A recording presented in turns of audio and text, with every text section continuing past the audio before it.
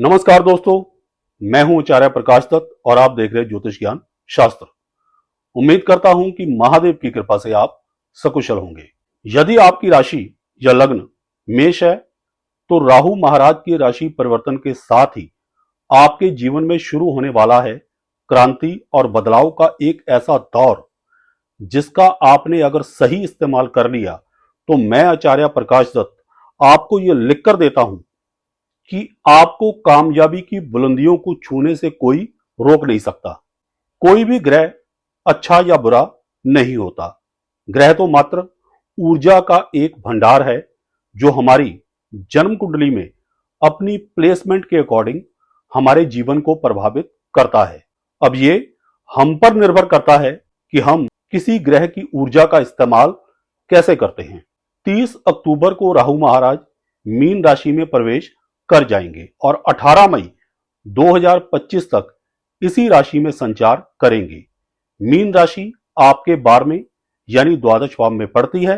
राहु महाराज पूरे 18 महीने 18 दिनों तक आपके वय भाव में संचार करेंगे। इस राशि परिवर्तन के तुरंत बाद जो सबसे बड़ा परिवर्तन आपके जीवन में आएगा वो ये होगा कि आपके सर के ऊपर से मानो एक बोझ सा उतर जाएगा। आप अपने आप को बड़ा ही तनाव मुक्त महसूस करेंगे। पिछले 18 महीनों से जिस डिप्रेशन और एंजाइटी का आप शिकार थे उससे आपको राहत मिलेगी और हो सकता है कि पहले महीने में ही आपको एक तो बड़ी कामयाबियां मिल भी जाए या मिल चुकी होंगी। बस यहीं से शुरू होगा मायावी राहु का असली खेल। अगर तो आप रिलैक्स होकर आराम से बैठ गए तो ये 18 महीने और 18 दिनों का समय कब आपके हाथों से निकल जाएगा आपको पता भी नहीं चलेगा। और अगर आपने अपनी पूरी शक्ति अपने टारगेट्स को अचीव करने में लगा दी तो इसी मायावी राहु की एनर्जी आपके पक्ष में होकर आपको कामयाबी की उन बुलंदियों तक पहुंचा देगी जिसका आपको लंबे समय से इंतजार है। सवाल यह नहीं है कि राहु कितने अच्छे हैं या बुरे हैं। सवाल यह है कि राहु नाम की इस मायावी शक्ति का अपने हित के लिए कितना सही ढंग से इस्तेमाल आप कर पाएंगे। इस बार ऐसा नहीं होना चाहिए कि राहु आपकी डेस्टिनी को पिछले 18 महीनों की तरह अपने कंट्रोल में लेकर आपको कष्टों में उलझाए रखे, बल्कि आपको कुछ ऐसे कदम उठाने पड़ेंगे कि राहु जैसा मायावी ग्रह भी आपका साथ देने को बाध्य हो जाए।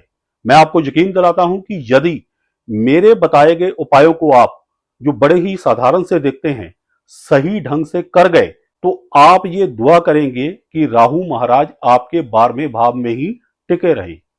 पहले 1-2 महीनों में ही आपको इन उपायों का असर देखने को मिल जाएगा। जब तक अग्नि तत्व राशि मेष में राहु थे, राहु महाराज ने अपनी ज्वलनशील प्रकृति के अनुसार आपकी ज्यादातर ख्वाहिशों को जलाकर राख कर दिया। लेकिन मीन जैसी जल तत्व राशि में राहु महाराज की ये दाल नहीं गलने वाली। देवगुरु बृहस्पति आपकी कुंडली में भाग्य भाव और वय भाव के स्वामी हैं। ना चाहते हुए भी राहु महाराज के ऊपर देवगुरु बृहस्पति का प्रभाव रहेगा और वो बृहस्पति के अकॉर्डिंग एक्ट करेंगे।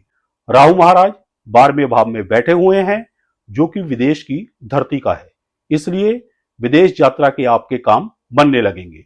जो लोग पहले से ही विदेश में हैं और पीआर वगैरह अप्लाई की हुई है उनको अचानक और बड़ी आसानी से पीआर मिल जाएगी।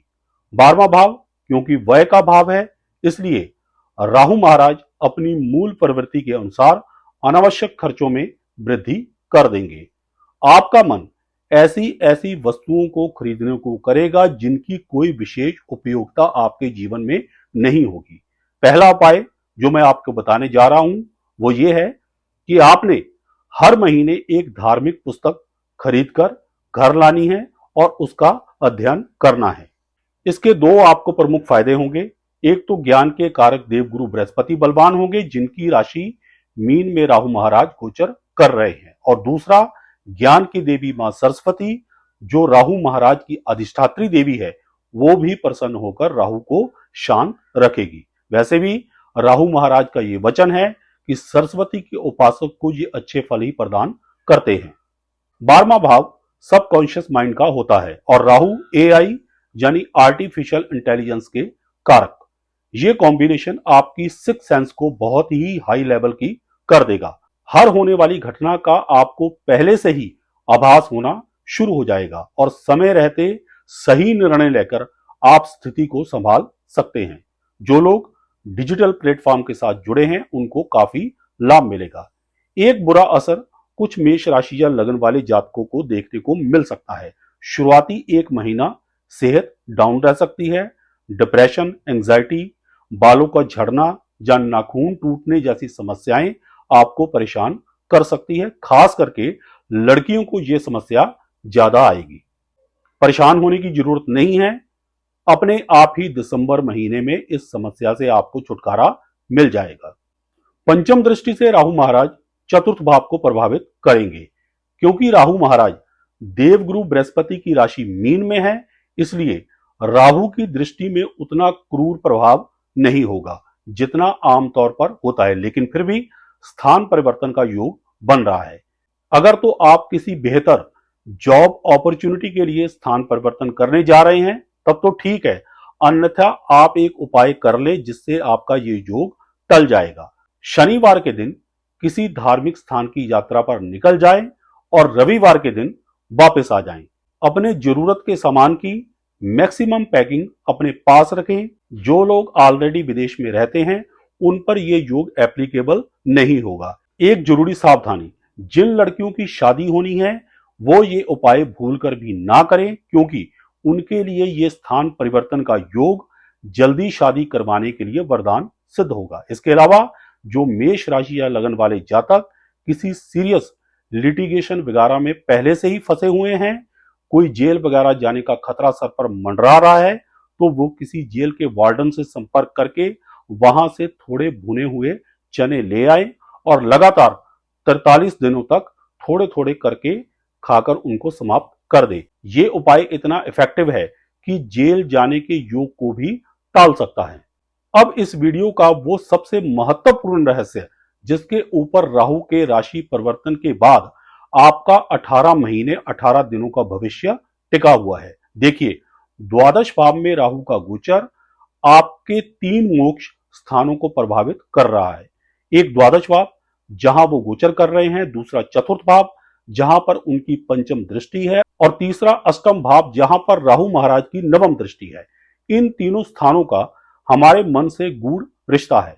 जहां द्वादश भाव सबकॉन्शियस माइंड को रिप्रेजेंट करता है, तो वही चतुर्थ भाव बहिर्मन यानी कॉन्शियस माइंड का प्रतिनिधित्व करता है। रही बात अष्टम भाव की, तो ये मन का वो गूढ़ तल यानी डेप्थ ऑफ माइंड है जहां पर रहस्यमय और खोजी प्रकृति की विचारधाराएं पनपती हैं। अब राहु जैसे क्रांतिकारी और परिवर्तन के कारक ग्रह का मन के ऊपर इतना गहरा 3 तरफा प्रभाव आपकी डिजायर्स को इतना प्रबल कर देगा कि आप उसकी पूर्ति के लिए किसी भी हद तक जा सकते हैं और कोई भी मार्ग अपना सकते हैं। आपको बहुत ही धैर्य से काम लेना होगा। मत भूलें कि राहु की द्वादश भाव में स्थिति आपको विकट परिस्थितियों में डाल सकती है। इसका एक बहुत ही सरल उपाय आपको बताता हूं कि यदि आपके घर के बिल्कुल पिछले भाग में कोई ऐसा कमरा बना हुआ है जहां पर अंधेरा रहता है, तो वहां पर अपनी एक फोटो लगा दें। इसके अलावा जेल से लेकर लाए गए चने खाने वाला उपाय भी बड़ा ही प्रभावी सिद्ध होगा। जो मेरे पुराने दर्शक हैं उन्होंने मेरी इससे पहले अपलोड की गई सीरीज मिलेगी बड़ी राहत राहु जा रहे मीन में अवश्य देखी होगी। उसमें जो मैंने लाभ बताए हैं वो 30 अक्टूबर से लेकर 18 मई 2025 तक आपको मिलते रहेंगे। जो दर्शक नए हैं वो अपनी राशि की वीडियो अवश्य देख लें। बाकी एक उपाय आपको और बता देता हूं जिससे राहु के शुभ फलों में और भी वृद्धि हो जाएगी। अगर आप खुद कर सकते हैं तो बेहतर है, नहीं तो किसी योग्य ब्राह्मण से ये उपाय आप करवा सकते हैं। करना क्या है, शनिवार के दिन एक छोटा सा हवन करना है। आम की लकड़ी तो तकरीबन सभी प्रकार के हवन में यूज होती है, लेकिन साथ साथ दुर्वा यानी दूब का भी आप इंतजाम कर लें। इसके अलावा काले तिल चाहिए आहुति के लिए, कॉफी रंग का आसन और रुद्राक्ष की एक माला। सूर्यास्त के पश्चात नृत्य कोण की तरफ मुख करके हवन की अग्नि प्रज्वलित करें और राहु के मंत्र ओम कया नश्चित्र आवभूति सदा वृदा सखा कया सचिष्ट या व्रता का 108 बार जप करते हुए काले तिलों की 108 बार आहुति दे। ध्यान रहे कि दुर्वा भी साथ साथ हवन कुंड में डलती रहे। एक बार हवन के पश्चात आप हर रोज या शनिवार के दिन नृत्य कोण की तरफ मुख करके कॉफी रंग के आसन पर बैठकर सरसों के तेल का दीपक प्रज्वलित करके 108 बार यदि इस मंत्र का जप जारी रखेंगे, यानी हर रोज एक माला जप करेंगे, तो राहु महाराज के अत्यंत ही शुभ फल आपको प्राप्त होते रहेंगे। समय वही रहेगा सूर्यास्त के पश्चात। आशा करता हूं कि वीडियो में दी गई जानकारियों से आप लाभान्वित होंगे। अगर आपको हमारी ये वीडियो पसंद आई हो तो इसे लाइक करें, शेयर करें, हमारे चैनल को सब्सक्राइब करें और साथ में बेल आइकन को दबा दें ताकि हमारी हर नई वीडियो की नोटिफिकेशन आप तक सबसे पहले पहुंचे। सुखी रहें, स्वस्थ रहें, इसी मंगल कामना के साथ जय सिया राम, हर हर महादेव और बोलो श्री हरि विष्णु भगवान की जय।